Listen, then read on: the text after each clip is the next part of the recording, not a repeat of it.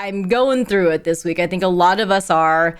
And whether you are in, within the AAPI community or an ally or a friend or just everybody probably knows an Asian person in their lives.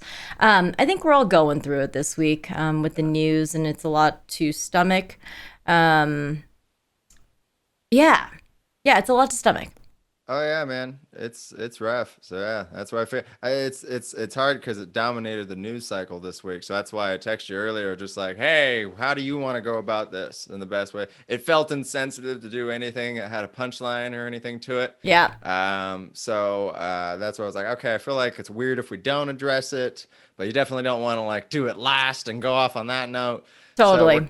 we're kind of ripping the band-aid off right now, man. So yeah, so how are you doing? How are you feeling? What's going on with just the processing of it all and everything? I mean, I think it's exactly that. It is processing. It's just figuring out what's going on in here.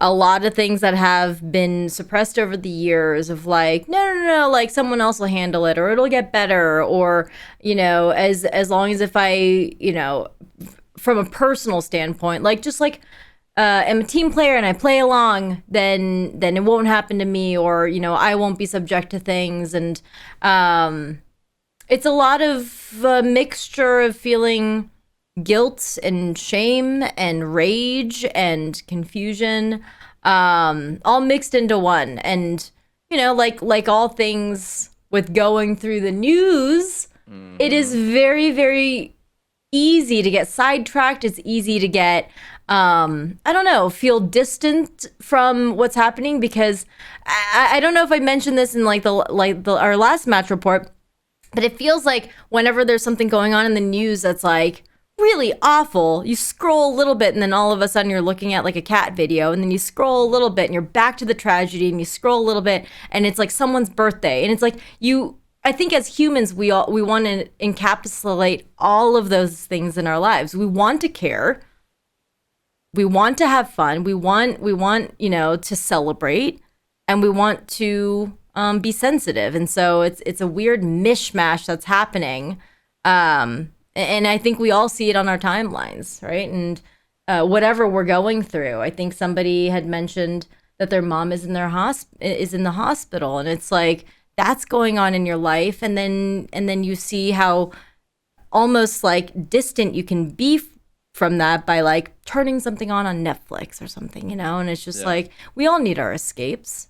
Makes Yeah. sense, but it's a weird time to navigate things. Oh, for sure. Absolutely.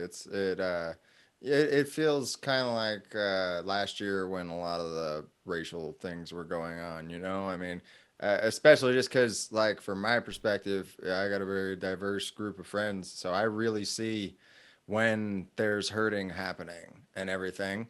And it's hard to navigate through, and it's difficult to know what's the thing to do to be there for your friends as much as possible. Hmm. So from that perspective, given your position, if you had advice for like those allies out there who want to put their best foot forward, what is something that you think people can do if they have somebody from the Asian community in their personal life? What's like a safe, good first step that it's like, yeah, this is probably, it may not be like a big thing that's going to solve much. This is a good place to start, though. I posed the exact same question to two of my friends who started a nonprofit called Hate is a Virus, and that nonprofit came about almost exactly a year ago, when a lot of the AAPI violence and hate started happening with in relation to how the president portrayed coronavirus.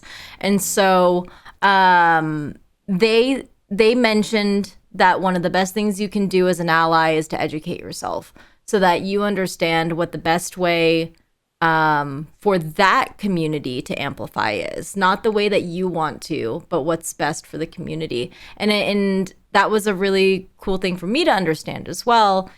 When I want to, and when I always want to, but when I want to be a proper ally for other communities. And so I think it goes back to not the golden rule of how do you treat treat others the way you want to be treated, but it's the platinum rule of treat others the way they want to be treated. And so there's a lot of really good resources out there. If I had my shit together a little bit more, I would have had those links for you. But they're in. A lot of it is on my social media right now. So. Yeah. I saw you post earlier. Yeah, for sure. Yeah. But with that said, I think there is a lot happening, and we could probably talk about it for an entire 2 hours tonight. But there's plenty of other news as well, not to diminish or take away from this news, but I personally feel that it's a little bit, I'm too emotionally tied to it as well, that I could talk in circles all night about it. So we are going to touch on other news, some really good. Yes. As well. Yes. There's always good news. There's always good news. It's always going to get better, right? Just keep on living. Yep. Absolutely. After reports that Russia tried to interfere in the 2020 U.S. election, Vladimir Putin responded to criticism from President Biden by simply saying, quote, "I wish him good health." The White House has since responded to the statement by informing the president that he won't be eating or drinking for the next 4 years. Good God. I mean, what? I wish him good health? That sounds like some Godfather stuff, doesn't it? It does. Like, it would be a shame if anything would have happened to you. Dude.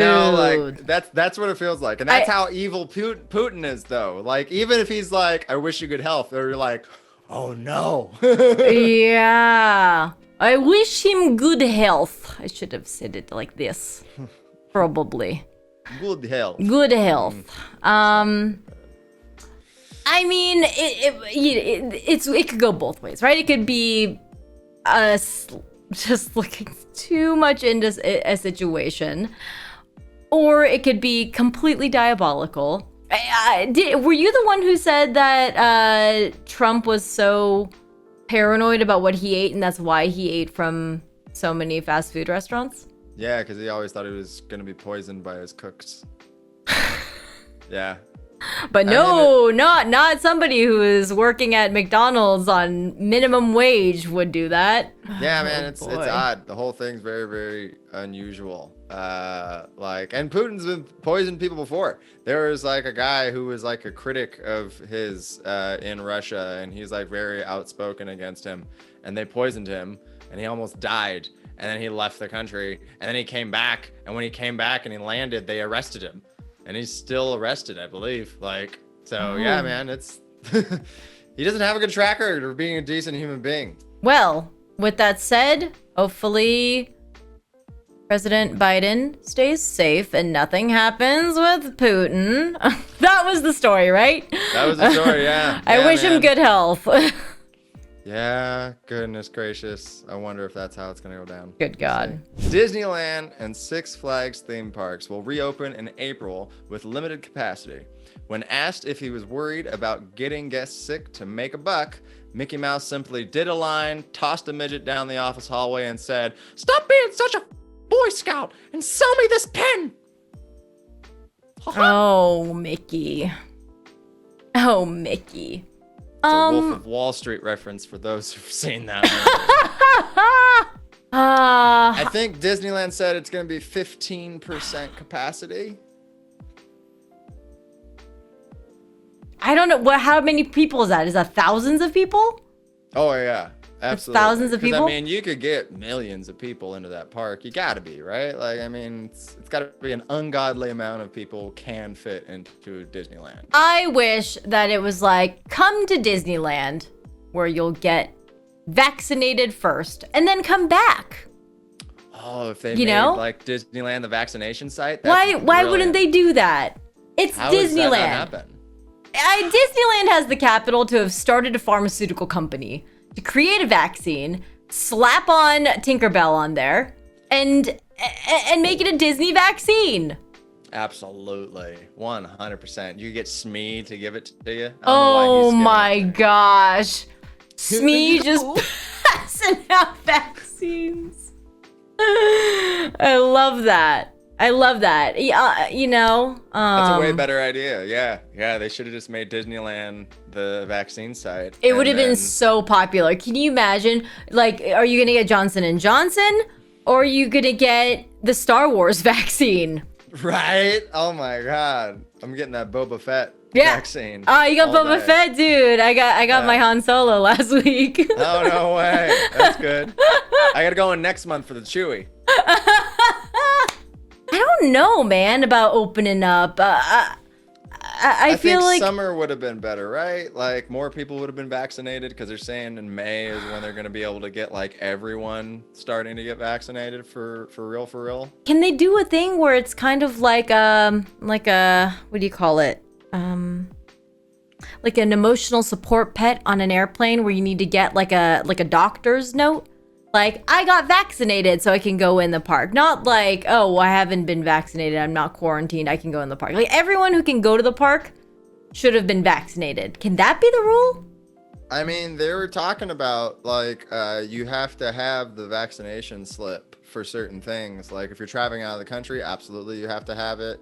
But they were saying there was going to be other things like Live Nation. I think it was Live Nation said that in order to go to their concerts, you either had to have a vaccination or a negative COVID test that was done like within 24 hours. So it had to be like a rapid one.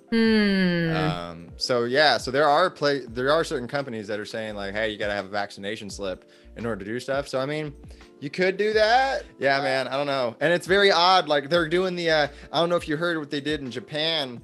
They made it where if you ride roller coasters in Japan, you can't scream on the roller coaster, and they're gonna implement that at Six Flags and Disneyland as well. You can't scream on the roller coaster. That's a really funny, like silent library situation that everyone has to be in on. The world's first 3D printed school is set to be built in Madagascar for half the price of what it would normally cost. What? When asked why he funded this new research, Derek Zoolander said, "I just wanted to help kids who can't read good." Derek Zoolander. How you do Derek Zoolander, Miles? It's the Center for Kids Who Can't Read Good. It's all in the cheek section, the blue steel. For real? A fully 3D printed school? Well, it's like there are these little, the way they do it over there, it's like these little huts. And so, yeah, they've been 3D printing like the pieces to build these like little learning center huts and all that. And so, yeah, it cost them about half as much to just 3D print it. So that's wild. That is really, really cool. Yay, technology. Yeah, it's happening, man. So yeah, it's pretty cool, and it's weird it's happening in Madagascar, right? Like, I mean, I never would have thought, like, oh yeah, they're gonna be leading the technology front of little like learning yurts, Madagascar. Sure. Dope. I am still at a point where I'm like, when do I get to start printing food? Because I want to do that. I really want to print my food, man. I mean, they're already printing like organs to put in people. Like, yes. So they're doing that. That's a thing. I mean, didn't they 3D print a heart not too long ago? They were actually able to successfully 3D print a heart. So. I think you're right. I don't have any wings or pizza, man, but I'm really wanting some wings and pizza. I can go boop, boop, boop, boop, and it goes, and then I have my wings and pizza. I would eat that in a heartbeat. Even if it goes la la la la la la la beforehand, that wouldn't turn you off with the wings and pizza? No. No, like I think it would be cooler if it was like some like really like cool like high tech sounds, or if it just said what it was printing, like you know, all the Star Wars like every like a Pokemon. If it was doing that would be great. That would be good. I'd want it to be like Pee Wee Herman's little thing that he has in his kitchen. The little, you know, like the mousetrap contraption where all the stuff happens. Yeah, that's how I would eat if it was 3D printed food that way, and there was like some type of boot that has to kick something to like make a little ball. Scientists have discovered a compound in cannabis that inhibits COVID-19 replication in human lungs. Scientists first discovered the compound after listening to an Afro Man remix. I was gonna catch coronavirus till I got high. Got the antibodies from Miley Cyrus when we got high. Now I'm binging Netflix and I know why. Why, man? Hey, hey, because I got high. Because I got high. Because I got high. Oh, I love that remix. Fantastic remix. Thank you. 10 out of 10. Where's your Grammy? Oh, God, it's in the mail. It's coming. Okay, yeah, I'm yeah. gonna put it back there. Nice. They're just sending them out this year. Right? This is exciting, though. Yeah, like Whoa, that's crazy. So does that imply that is it the THC that it's the THC to CBD ratio. Apparently, it's like more in the CBD compound, but it's like the mixture of both of them. Interesting. Really yeah. So, I wonder if they're gonna if it works just with like CBD instead. I'm not sure. I gotta bring the article back up and look again. Huh. I just got excited because it was like weed could help, and I was like, yay. That is it's really fascinating to see just how open the conversations have become with like how marijuana can be spread into a lot of different ways to help differing ailments and stuff. And it's like this has just existed for a long time, guys, but it was industries that painted it in a certain way to keep it away from most people. And that sucks, man. That super sucks. The war on drugs, dare, man, dare. That was our stuff. Was when all that stuff happened. It was like what Nixon, and then Reagan kept it up, and then the DARE program in the 90s. Did you have the DARE program? Oh, sure did. Yeah. Say no to drugs. I think I had like a bumper sticker on my binder for years. Mm-hmm. But yeah, I mean, there's good and bad that came out of it, right? Because I for sure was like the no smoking campaigns that I think were also tied to it. So I don't know. It's rough because education is a thing that, your parents don't control. Whatever is like put into the school is what you're gonna get, and kids are sponges, and so they're just gonna learn whatever is given to them, and whatever is given to them is seen as like truth. And so it's not until we're adults that we start unpacking things, and thanks to so many like documentaries coming out on everything from YouTube to Netflix and so on, we learn all these things. But like it's pretty insane kind of unpacking all the things that we had learned. Oh yeah, I know, right? And it's fascinating to see how like it didn't help. A California student spent 589 days in a row picking up trash at a local park trail. He would fill up at least 2 buckets every day with trash. Some of the trash included a Creed CD, the entire 90 Day Fiancé franchise, and the book, The Art of the Deal by Donald Trump. I like how you had a 90 Day Fiancé franchise jab in there. Yeah. I am passionate about that trash television. Do you watch 90 Day Fiancé? I do, man. Oh, God. I'm waiting to see Colt somewhere around in Vegas, just walking around. I get just angry on sight. Somebody picked up trash every day for over a year. Yeah, he said that he lived nearby and that nobody was cleaning this park. And so, and they had like trails and stuff. And so every day he would fill up 2 buckets of trash. And over the span of, I think it was a year, he was able to like clean it all up. And most of it was trash free. And then I think I put like signs up after he cleaned it up. Like, hey, please don't like throw trash. Like, this kid did a really good job. So, that is so cool. Yeah, he did okay.